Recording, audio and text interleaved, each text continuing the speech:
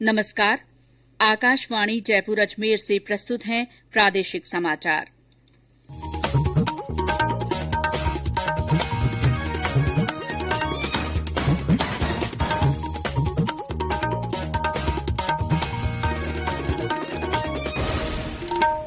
मुख्य समाचार।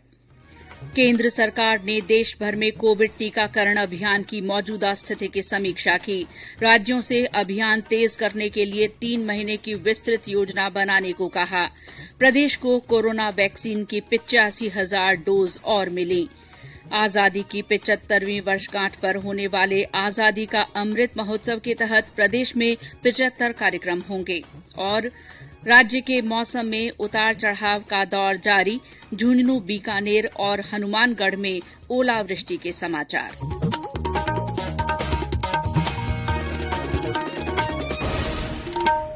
समाचारों के साथ मैं शीला चावला। कोविड-19 महामारी के खिलाफ देश एकजुट होकर लड़ रहा है। आप भी हमारे साथ सुरक्षा और बचाव के 3 आसान एहतियाती उपायों का संकल्प लें। मास्क पहनें, 2 गज की दूरी है जरूरी, सुरक्षित दूरी बनाए रखें, हाथ और मुंह साफ रखें। और अब समाचार विस्तार से। केंद्र सरकार ने कहा है कि किसी भी राज्य या केंद्र शासित प्रदेश में कोविड टीकों की कोई कमी नहीं है। प्रधानमंत्री के प्रधान सचिव डॉक्टर पीके मिश्रा की अध्यक्षता में कल राज्यों और केंद्र शासित प्रदेशों में कोविड टीकाकरण अभियान की मौजूदा स्थिति और प्रगति की समीक्षा की गई। इस दौरान स्वास्थ्य सचिव ने एक दिन में 20 लाख से अधिक कोविड टीके लगाए जाने के रिकॉर्ड के बारे में जानकारी दी। कैबिनेट सचिव राजीव गाबा ने ज्यादा से ज्यादा पात्र लोगों को टीके लगाने के लिए टीकाकरण अभियान को तेज करने का परामर्श दिया। उन्होंने राज्यों से अगले 3 महीनों के लिए विस्तृत योजना तैयार करने को भी कहा। इस बीच राजस्थान को वैक्सीन की 85,000 डोज और मिल गई हैं। राज्य के स्वास्थ्य विभाग ने केंद्र सरकार के स्वास्थ्य मंत्रालय से प्राप्त हुई वैक्सीन के बारे में तथ्यात्मक रिपोर्ट भी जारी की है। वहीं मुख्यमंत्री अशोक गहलोत ने केंद्रीय स्वास्थ्य मंत्री डॉक्टर हर्षवर्धन से राज्य को जल्द से जल्द पर्याप्त मात्रा में कोविड टीके उपलब्ध कराने की अपील की है। देश में अब तक 2 करोड़ 40 लाख से ज्यादा लोगों को कोविड टीके लगाए जा चुके हैं। स्वास्थ्य मंत्रालय से मिली जानकारी के अनुसार कल करीब 10,28,000 से ज्यादा लोगों को वैक्सीन दी गई। सीकर के सांसद स्वामी सुमेधानंद सरस्वती ने कल संसद भवन में कोविड टीके की पहली खुराक ली। इधर प्रदेश में कोविड-19 टीकाकरण के तहत बूंदी में आज से वरिष्ठ जन को टीके लगाने का काम फिर शुरू होगा। इसके लिए 49 टीकाकरण केंद्र बनाए गए हैं। पहले डोज लगवा चुके कार्मिकों के लिए दूसरी खुराक के वास्ते 9 केंद्र बनाए गए हैं। कल जिले में 554 के लक्ष्य को पार करते हुए 561 लोगों का टीकाकरण किया गया। करौली जिले में टीकाकरण के मौजूदा चरण में आज उपखंड मुख्यालयों पर टीके लगाए जाएंगे। वहीं हनुमानगढ़ जिले में आज 1042 अधिकारियों और कर्मचारियों को कोविड वैक्सीन की दूसरी खुराक दी जाएगी। जिले में अब तक 19,271 बुजुर्गों को कोवैक्सीन का पहला टीका लगाया जा चुका है। इस बीच प्रदेश में कोविड टीकाकरण के प्रति जागरूकता बढ़ाने के लिए जगह जगह कार्यक्रम हो रहे हैं। बीकानेर में कल मंगल टीका जागरूकता रथ रैली निकाली गई। प्रदेश में कल कोविड संक्रमण के 179 नए मामले सामने आए हैं। इनमें सबसे ज्यादा 40 रोगी डूंगरपुर में मिले हैं। उदयपुर में 31, जयपुर में 27, अजमेर में 14, कोटा और जोधपुर में 11, बांसवाड़ा में 8, भीलवाड़ा और राजसमंद में 7, प्रतापगढ़ में 5, धौलपुर में 4, हनुमानगढ़, अलवर, चूरू और सीकर में 2 तथा 12, बीकानेर, श्रीगंगानगर, झालावाड़, नागौर और टोंक में 1 व्यक्ति में इस रोग की पुष्टि हुई है। वहीं 12 जिलों से राहत की खबर है, जहां कल कोई नया मामला सामने नहीं आया। केंद्र सरकार की ओर से कोरोना के प्रति जागरूकता लाने के लिए जन आंदोलन चलाया जा रहा है। इसी के तहत आकाशवाणी जयपुर के समाचार बुलेटिनों में प्रसारित की जा रही विशेष श्रृंखला जनता का संदेश जनता के नाम के तहत सुनिए हमारे श्रोता का संदेश। कारुंडा छोटी सालडी से मैं रतनलाल सुथार दिव्यांग बोल रहा हूँ। मैं कोरोना वैक्सीन के लिए लोग बाग डरे नहीं। मैं खुद 3 तारीख को लगवा के आया हूँ। लगाने जाए वैक्सीन तो आधार कार्ड साथ में लेके जाए और डरने वाली बात कुछ भी नहीं है। मैं 71 साल का हूँ, मैंने लगवा लिया है। और कोरोना के लिए आपको सावधानी रखना है, 2 गज की दूरी, हाथ धोना, सैनिटाइज करना, साबुन से हाथ धोना, भीड़ में नहीं जाना। धन्यवाद। ये समाचार आकाशवाणी जयपुर अजमेर से प्रसारित किए जा रहे हैं। समाचारों में आगे बढ़ने से पहले कोविड से बचाव का ये संदेश। खुद को इससे दूर रखना, सोच समझ कर खुद है परखना, भीड़ भाड़ हो कम या ज्यादा, मास्क सदा चेहरे पे रखना, ओ आपस में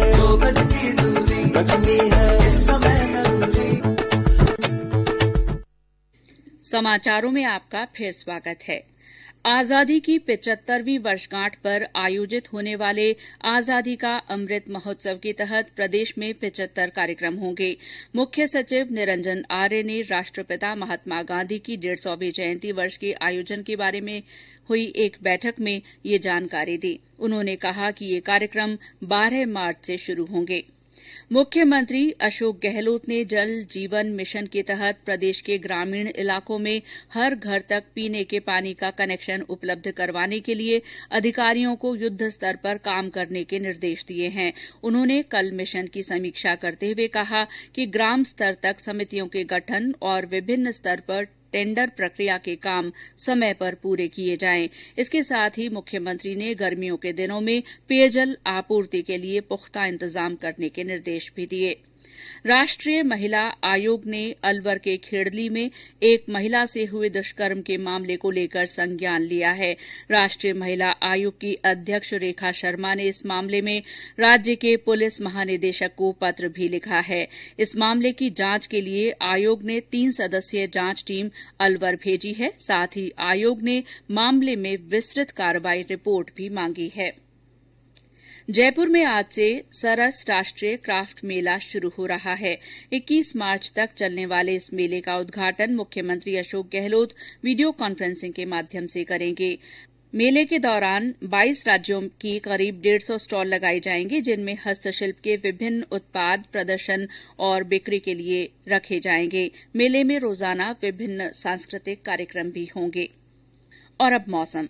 प्रदेश में मौसम में उतार चढ़ाव का सिलसिला बना हुआ है। अधिकांश स्थानों पर न्यूनतम तापमान 15 डिग्री सेल्सियस से ज्यादा, वहीं अधिकतम तापमान 35 डिग्री सेल्सियस के आसपास रिकॉर्ड किया जा रहा है। इस बीच कल झुंझुनू जिले के सूरजगढ़ और पिलानी तथा हनुमानगढ़ जिले के नोहर तहसील के ग्रामीण इलाकों में ओलावृष्टि के समाचार हैं, जिससे चने और सरसों की फसल को नुकसान की आशंका है।